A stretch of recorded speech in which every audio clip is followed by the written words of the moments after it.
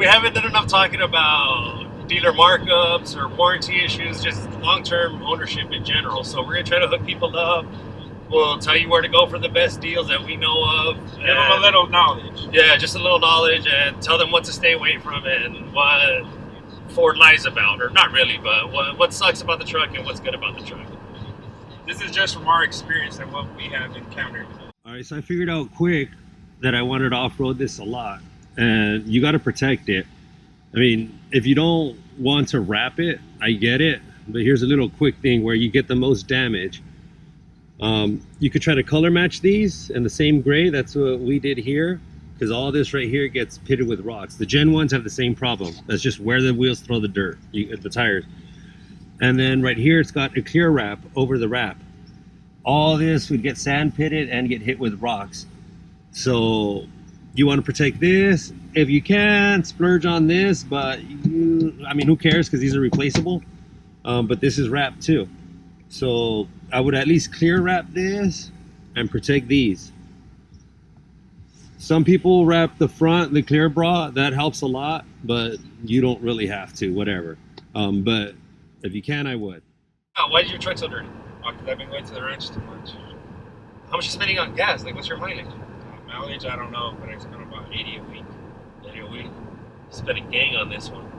Yeah, the mileage says on Ford, when I bought it, the 15 city, 18 highway. Nah. But, look, I got 8,168 miles since I last reset it. I'm getting 13 average. Damn. And but that's off-roading, that's airing down, all that stuff. That's for a V6. Shit. Yeah. You know, the other day when I was driving your truck, I like the paddles. They're made out of like metal or stainless steel. It's pretty cool. They're magnesium. Yeah, they're badass. They suck on the street though. You don't like playing with them on the street? Nah. Yeah, if you guys end up getting one, everyone talks crap on all the reviews about the paddles, and yeah, on the street they suck. The truck in normal driving mode is just a normal truck. Once you put it in sport mode or Baja mode, it flies. But the paddles on dirt, where you brought it up to try it, I'd already given up on them. They're awesome on the dirt. But they look like they would be fun on the street though. They take too long. They lag it. Like they don't go in immediately, and you end up revving higher than, like, you keep your foot on the gas, so you're revving higher than when you actually wanted to make the gear change. So it's kind of jumpy. Do you think that has something to do with the turbo? No. It's the transmission. A lot of transmissions, if they're not high end, the paddles don't work well on them. Your Jag also has them, right? They work awesome on the Jag. They worked awesome on my lady's AMG. We haven't tried the new G-Wagon paddles yet. Oh, that's a nice truck. I can't wait to see it. We'll see, so let us do an off-road video on it. Hopefully. Yeah, that's another thing, you guys. When you're in Baja mode, the camera automatically turns on. And the front camera and the side ones too, depends what mode you have it in. So you can see the rocks or whatever, you're getting closer, you can see over the blind edge. But it turns off a lot. We always gotta stop and put it back on camera. It should just be on always now on Baja mode. I think it should stay on once you're off-roading or have it on 4x. Yeah, but also too, it gets real dusty. So sometimes you guys can't see it. Like, you gotta get off and wipe it. Decent, but it gets dusty. Yeah.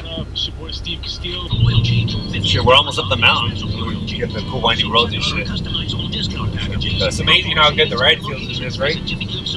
Yeah, that's one of the reasons I wanted to keep it stock. Remember, just because it's nice and smooth. Yeah, like you're driving a Cadillac. It corners like a race car. Right? There's no body roll to it. It's awesome on the street. It's so much fun. Yeah, you put it in sport mode, like I was telling you guys earlier, and it just, you can't even feel the speed boost in it. No, you just fly over everything. Yeah, this truck's like, so let me awesome. give it a little more gas. I didn't feel it. Yeah, you will not get tired of the badass suspension this thing has. Even if you never go off-roading, it's awesome. Can't wait to do the Robbie Woods and stuff. Yeah. He claims that the driving characteristics stay as good as stock or better. So that's awesome. Yeah, if you're gonna do upgrades, don't go bolt-on stuff. Bolt-on stuff sucks. That's when your ride characteristics change. I did a video of the mods and upgrades and everything, and I warned you guys, don't do that upgrade. Oh, you asshole. Oh, that's another thing. I'll tell you guys that stop thing that you guys just heard. All the bolt-on upgrades are okay, but they kind of ruin your truck a little bit. But the perch kit from Baja Kits, it's too high. and that made the truck ride like crap. So yeah, just It stay. changed the ride quality. Yes, stay away from bolt-on stuff. If you're gonna do it, commit and do a proper custom suspension. Yeah. All right, that beeping stuff that you guys just heard. That's just it warns you that you're getting too close, whatever, and the truck kind of brakes too if you don't see it. I thought were you with me when it went off in Baja mode in Pismo, approaching a dune? I thought Baja mode disabled that, but yeah, approaching a dune where you want to carry all your speed so you don't get stuck, it came on and braked. I had to bitch out and go shorter. So that kind of sucks, but whatever. If it saves you from one accident, who cares? When you get out going by, try to remind me about the key. I forgot to tell you. I forgot to bring the extra key for you. You didn't bring it? Nah. You're always messing up, bro. This truck, I hate that about it. I'm sure there's a way to program it or whatever to take it off, but every time you step out, it locks itself really easily, and you're always terrified of locking the keys in the truck. So I always have to have them on me just to be safe. It even does that honking annoying noise, huh? Yeah, that's when you walk off with the key in your pocket. Every time it's gonna honk when you close the door, but you're too scared to leave them inside because all you have to do is brush the little thing and the door's locked. They advertise that you brush it again and it unlocks. It never fucking does. Not if the key's not on you. Can you take the honking thing off? Maybe, but I'm too stupid to check it out. I'll think about it. Go. Your neighbors must love you, huh? Yeah, I know. Oh, the last time I parked the truck for pictures. Mm-hmm. You know how I like to turn the hazard lights on, the hazard light, but the running lights. I forgot to turn them off. They're not on auto. So my neighbor knocked on my door at night. I guess we had already smoked, so I didn't hear it. But he told me yesterday outside that they were on all day, and it's happened before. Like they'll call me from Pomona, hey, your lights are on, whatever. Ford seems to do something because when nobody's warned me and they'll still be on, it still turns on. The truck still turns on? Yeah, the lights never turn off. Right. Ford must have some safety thing that they'll just stay on in case that's what you want them to do, and they'll shut off before it drains the battery. So you'll always have enough to turn the truck back on. So that's a cool safety thing. Yeah, because it's been like 2 or 3 times already. I should have ended up with no batteries. One of the reasons I get such poor MPG too is because the tires. I deflate them to lower than factory. When you go off-roading? Yeah, no, but even normal. And I've noticed other Raptor owners the same. Oh shit, bikes. Other Raptor owners the same thing. The tires are wearing out. Yeah, it says 45 pounds of pressure or PSI. They wear unevenly. They're overinflated at the recommended tire pressure. Oh.